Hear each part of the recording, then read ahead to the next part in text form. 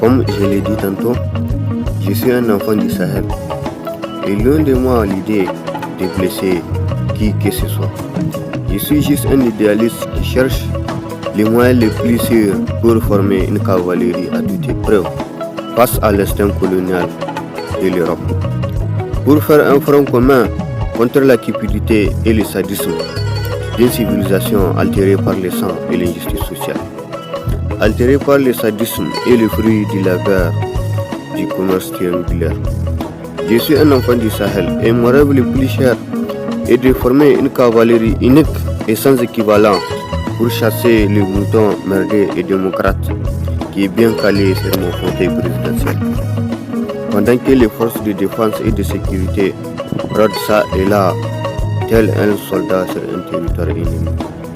Mon rêve le plus cher est de vivre une vraie expérience démocratique où la démocratie n'est pas assujettie par les moutons politiques ou la réaction internationale. Mon rêve le plus cher est de vivre une expérience politique où les moutons merdés n'est pas le garant du néocolonialisme français et européen.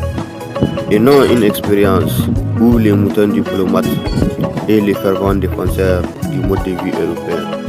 Même si ces moutons sont des défenseurs du droit de l'Occident sur l'Afrique.